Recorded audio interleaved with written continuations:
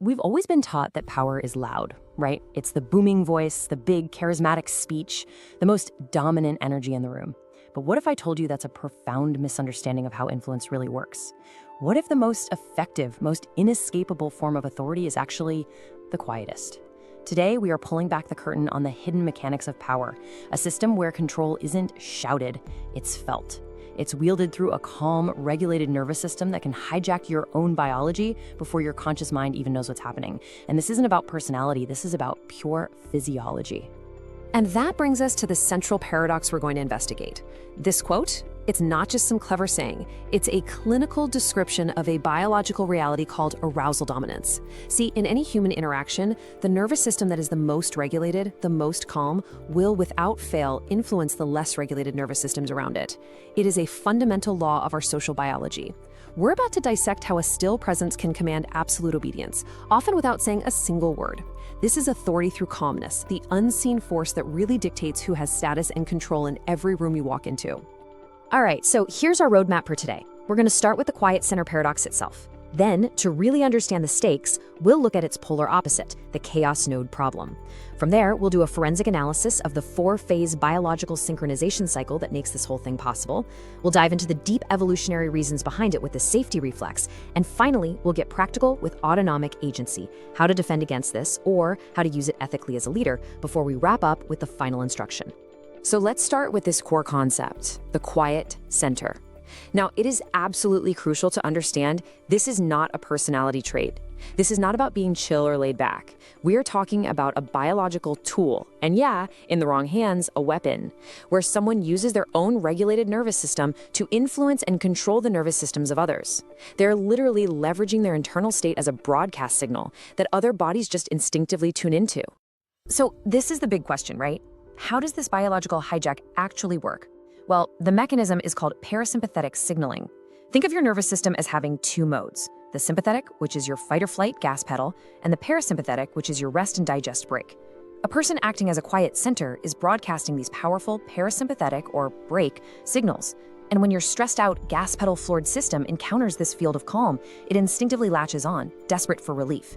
So you think you're just agreeing with their idea, but what's really happening is that your brain is biologically compelled to follow the person who offers a way out of your stress.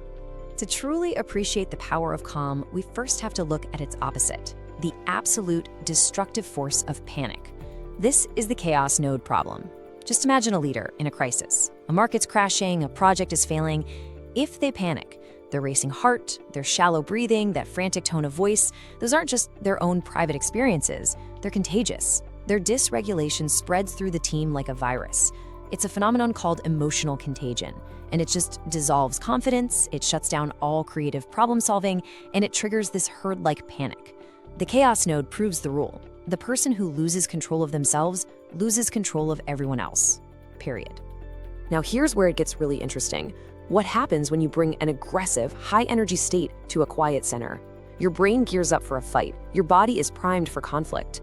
But when you're met not with more aggression, but with this steady, neutral wall, it creates a psychological short circuit. It's called an expectation violation. All of that aggressive energy you've built up has no friction to push against, no target to hit. It has nowhere to go. So it simply dissolves. And in that moment of confusion, you are neurologically disarmed. And what happens next is this incredible, almost instantaneous status inversion. The person who's reacting emotionally, the chaos node, is immediately tagged by the primitive part of everyone's brain as low status. Why? Because they're being controlled by the event. Meanwhile, the person who stays calm, the anchor, is perceived as high status because they control themselves. In that split second, a power transfer happens. Your challenge failed, and your brain, which is always seeking order, will now compel you to quiet down and sync up with the alpha signal in the room, the calm person. This is obedience by osmosis. So how does this capture actually happen? I promise you it's not magic. It's a precise, almost forensic, four-phase cycle.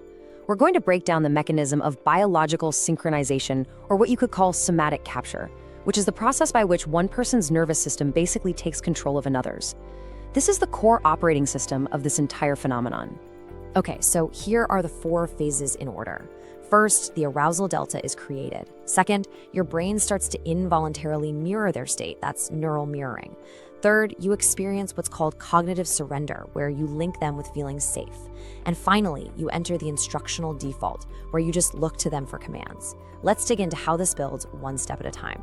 Phase 1 kicks off when the authority figure sees that you're in a high arousal state. You could be anxious, angry, or even just way too excited.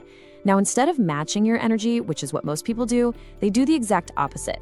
They intentionally widen the gap between your nervous system and theirs. They become even more still. They start speaking more slowly. Their blink rate actually decreases. They are actively creating this powerful energetic contrast, a delta, that your brain just cannot ignore.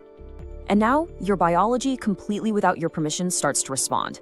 We're intensely social animals, so our brains are hardwired to sync up with the people around us. This is where neural mirroring kicks in. Your mirror neurons, those are the brain cells responsible for empathy and imitation, they see this profound stillness and they fire in response. Your brain basically says, okay, that is the right way to be right now, and it begins to compel your body to match it. And this mirroring leads to a very specific physiological event, reflexive downregulation. This is the crucial part. This is not a choice you make. It's a non-voluntary, subconscious process. Your heart rate literally starts to slow down. Your blood pressure drops. Your breathing deepens, all to match the calm anchor in the room. Your biology is being tuned to their frequency, whether you want it to be or not.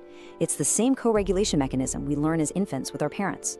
So as your panic starts to fade and your system downregulates, your thinking brain, your prefrontal cortex, comes back online. But here's the hook, and this is the crazy part. Your brain doesn't give you the credit for calming down. It looks for an external cause, and it credits the most obvious source in the room, the calm person in front of you. You now associate their very presence with the feeling of relief from your own stress. They get neurologically tagged as the source of your safety.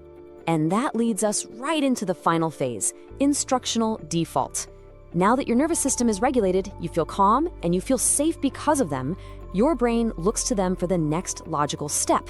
Honestly, from a brain power perspective, it's the path of least resistance. Following their lead maintains this new pleasant state of calm. They don't have to bark orders, they can just suggest a path forward, and your brain, now primed for obedience, will accept it as the most logical, comfortable, and safest thing to do. Compliance has become your biological default state. So we've dissected how it works, but why are we so susceptible to this? I mean, really? Well, the answer lies deep in our evolutionary past. This is not some modern psychological trick someone cooked up in a corporate seminar. This is an ancient blueprint for survival. This is the safety reflex, and it is hardwired into our DNA. This works on so many levels. First, co-regulation. That's our biological need to sync with a safe leader.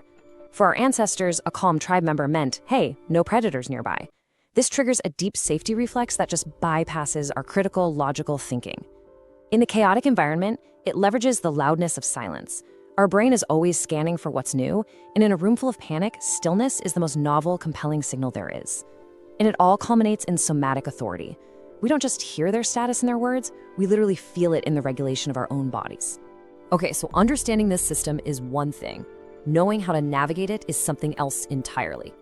This brings us to autonomic agency, which is really the ability to consciously pilot your own nervous system even when these powerful dynamics are at play. It's about making your responses a choice, not a reflex. So we're going to look at both countermeasures to defend yourself and the ethical ways to apply this knowledge as a good leader. So if you want to make sure that you're always agreeing out of choice and not because of some biological compulsion, you have to learn to practice what we can call somatic disruption. This just means developing the ability to sense your own internal state. These are active techniques you can use to break that cycle of biological synchronization and reclaim your own power. Here's how you do it. First, simply identify the pacing. Awareness is everything. Just notice when someone is intentionally slowing their speech, their movements, even their blink rate to try and ground you. Second, actively maintain your own baseline. Refuse to mirror them. Keep your own natural energy. You can do this just by subtly grounding your feet to the floor or focusing on your own breathing pattern. And most importantly, execute a data over vibe audit. Ask yourself this question: am I agreeing because the data is sound, or because this person's presence makes my nervous system feel safe? If it's the vibe, you're not being led, you're being managed. Now, let's flip this around, because this profound biological tool, it doesn't have to be manipulative. In the hands of a real leader, it's the most powerful way to create stability, trust, and psychological safety for a team. It's about becoming the anchor for the group, not the puppeteer. It's about providing a calm harbor in a storm. So the ethical application relies on a few practices for tactical stillness. Keep your hands visible and still. That's a primal cue of non-aggression. Maintain a soft, open gaze. That activates the social engagement system in other people, whereas an intense stare can trigger a threat response. Use vocal floor control, a slow, steady, low-pitched tone that signals safety. And crucially, use your calm to hold space for others to think and contribute, not as a weapon to make them feel foolish and crush their dissent. You become the anchor that lets the whole team weather the storm. All right, we have been on a journey. We've dissected the quiet center paradox, we've broken down the four-phase capture mechanism, we've explored the deep evolutionary roots, and we've covered how to defend against it and how to use it for good. And that brings us to our conclusion, the final lesson this entire system has to teach us about the nature of true authority. And that says it all, doesn't it? True power is not about adding more energy to an already chaotic system. It's about becoming the one stable point around which everything else organizes. The person who can regulate themselves when everyone else is losing it isn't just lucky. They are, by biological default, the one in charge. Their presence is an instruction manual for how everyone else can feel safe. So the final takeaway is this: stop fighting to be heard over the noise. True mastery is learning to become the silence that everyone else leans into for answers. Don't just manage the room, become the atmosphere.